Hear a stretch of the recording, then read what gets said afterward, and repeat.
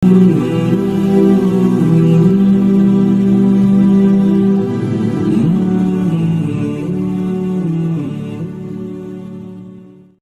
yang ingin saya jelaskan di sini adalah bagaimana waktu yang sehat, punya peluang waktu, kalau digunakan untuk bermaksiat kepada Allah Subhanahu wa Ta'ala itu sudah selesai.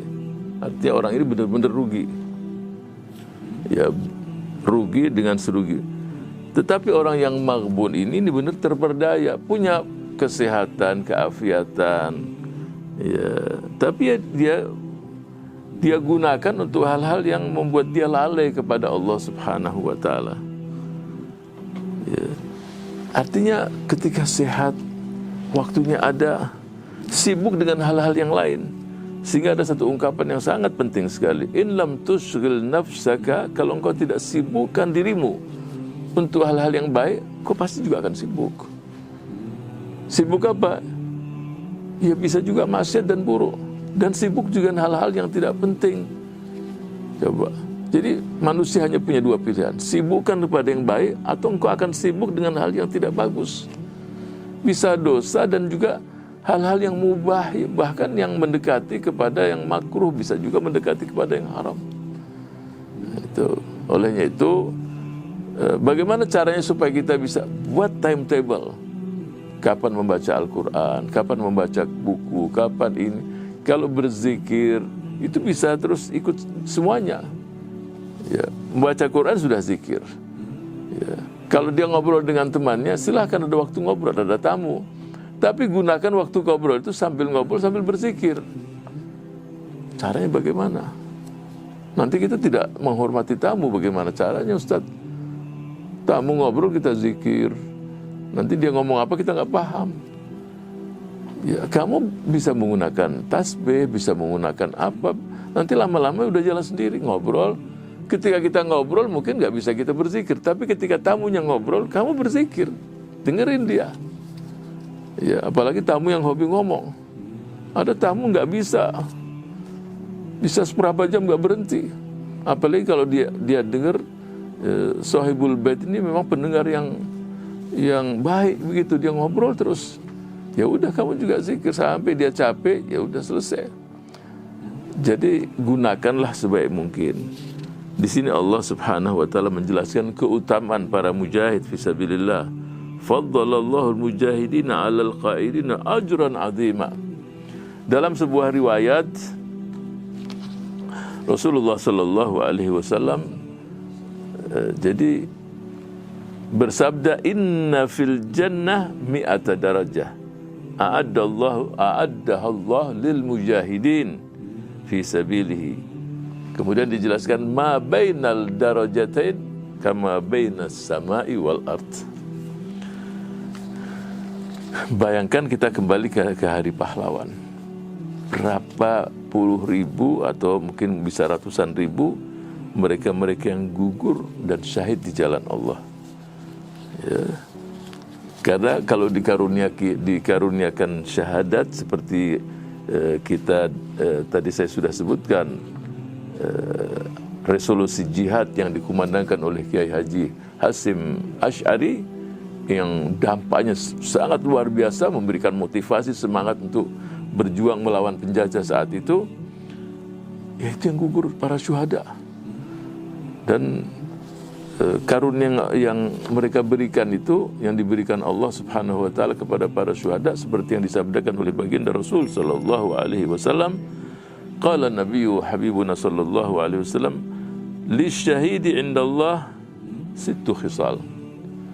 Jadi mereka yang gugur di jalan Allah itu mendapatkan 6 hadiah, ya, 6 pemberian Allah Subhanahu wa Ta'ala.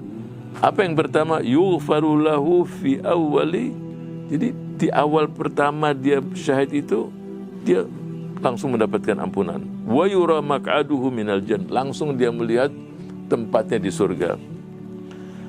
Wa yujaru min adzabil qabr, selamat dari siksaan kubur. Wa ya'man minal fazail akbar, aman juga di hari mahsyar nanti yang sangat menakutkan, dia mendapatkan keamanan dari Allah. Aman dari siksa kubur dan mendapatkan juga penghargaan yang diletakkan di atas kepalanya. Dan wa yuzawwad bithnataini wa sab'ina zawjah minal huril ain. Ya, dia dinikahkan dengan 72 hurul in. Hurul in itu wanita yang sangat cantik. Ya, hur itu jamak dari haura. Haura itu yang matanya itu hitam putih, hitamnya sangat jelas dan putih di matanya itu. Jadi hitamnya itu sangat jelas sekali. Kemudian dia memberikan syafaat untuk 70 dari keluarganya. Terus pertanyaannya sekarang, Ustaz, kalau hurul in artinya mereka-mereka yang gugur di jalan Allah mendapatkan para syuhada, itu mendapatkan hurul in. Ya. Kemudian al-muslimat, wanita-wanita muslim, ini dapat bidadari. Kalau wanita dapat apa, Ustaz? Kan ada juga wanita-wanita yang pejuang, syahid jalan Allah. Ada juga dia, walaupun dia tidak diwajibkan. Tapi kalau sudah musuh menyerang dan masuk kota, semua juga bangkit harus membela negerinya, membela penjajah, membela negeri melawan penjajah. Kalau wanitanya dapat apa? Itu pertanyaan itu juga muncul. Dan itulah yang disebutkan dalam Al-Quran. Untuk pria memang hurul in, tapi untuk wanita kita dapatkan dalam banyak ayat-ayat yang lain, seperti dalam surat Fussilat. Surat Fussilat itu ayat surat yang ke-41 ayat 31. Banyak firman-firman Allah yang menjelaskan bahwa kalau seseorang itu dimasukkan Allah dalam surga, itu walakum fiha ma tashtahi anfusukum walakum fiha ma tad'un. Jadi siapa saja kalau masuk surga, yang dia inginkan, apakah pria maupun wanita, yang dia inginkan, yang dia mintakan, semua Allah kabulkan. Tapi pasti pertanyaan lagi. Jadi fitrah wanita dengan pria itu berbeda. Kita lihat di dalam surga, nanti pakaiannya dari harir, dari sutra, banyak pakaian-pakaian yang disebutkan emas, pakaian, dan itu yang lebih tertarik kalau disebutkan itu ya wanita, bukan pria. Ada contoh yang lain lagi. Jadi fitrah ini berbeda. Fitrah manusia, laki-laki maupun perempuan itu sangat berbeda. Kalau wanita itu lebih senang kalau disebutkan yang namanya emas, berlian. Ya, umpamanya kalau seseorang punya anak dua, laki dan perempuan. Kepada yang laki dia katakan, kalau kamu tamat S1, aku akan nikahkan kamu dengan seorang wanita yang cantik ini. Dia semangat, memang sudah usia nikah. Yang perempuan dia katakan, kalau kamu nanti tamat S1, nanti kamu akan saya carikan pria. Kalau tadi kan cantik ini, yang ini saya carikan yang ini, yang ototnya kuat, malah takut dia. Beda memang.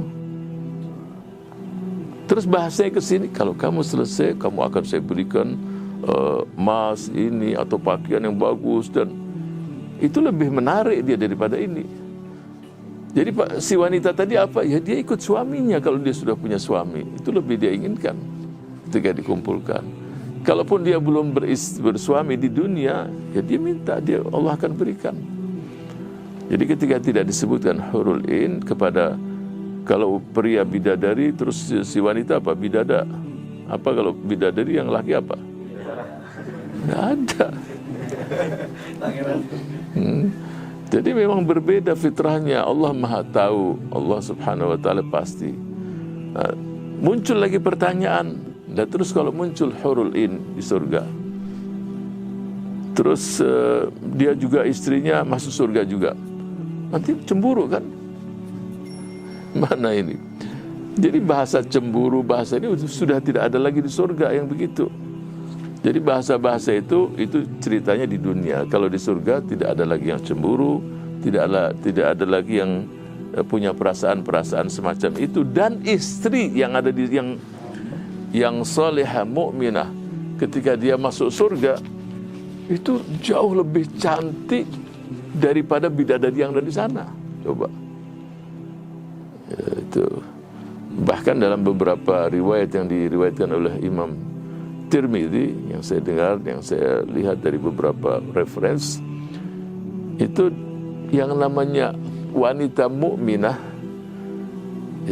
yang Allah masukkan dalam surga, kalau dibandingkan dengan bidadari, itu perbandingannya seperti kalau orang punya baju, kain yang di luar ini kalau beli sama yang di dalam kan beda.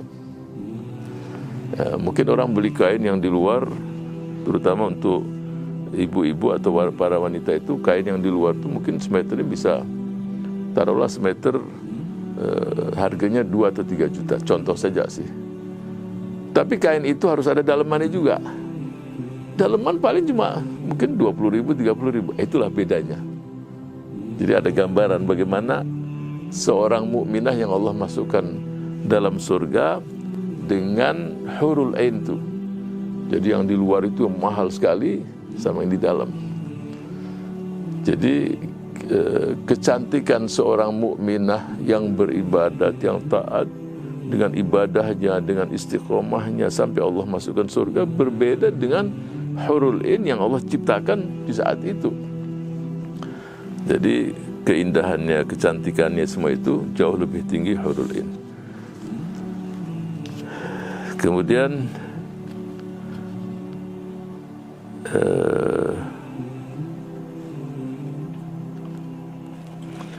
jadi yang namanya syahadah itu adalah pertama karunia Allah. Bagi seorang muslim di hatinya itu sebaiknya dan sunnahnya itu mendambakan Allah berikan dia syahadah di akhir dari kehidupannya itu sendiri. Karena apa? Karena sesuatu yang tidak bisa dicari-cari, bukan karena kemampuan pribadi, tapi itu adalah karunia Allah Subhanahu wa taala. Khalid ibn Walid, coba kita lihat berapa pertempuran yang dia ikuti. Ya, tetapi ending dari kehidupannya dia tidak mendapatkan syahadah. Artinya tidak mati syahid di medan perang. Apakah dia tidak mendapatkan pahala syahadah? Saya yakin insya Allah dia mendapatkannya. Kenapa? Karena dalam hadis yang lain Rasulullah Sallallahu Alaihi Wasallam, barang siapa yang mendambakan, mengharapkan pada Allah Subhanahu Wa Taala syahid di jalan Allah, asal muncul dari hati yang paling dalam, ingin, insya Allah Allah akan memberikannya, walaupun dia tidak meninggal ketika berperang di jalan Allah Subhanahu Wa Taala. Jadi diungkapkan di hatinya niat, dan pasti insya Allah pahala itu Allah berikan kepada mereka.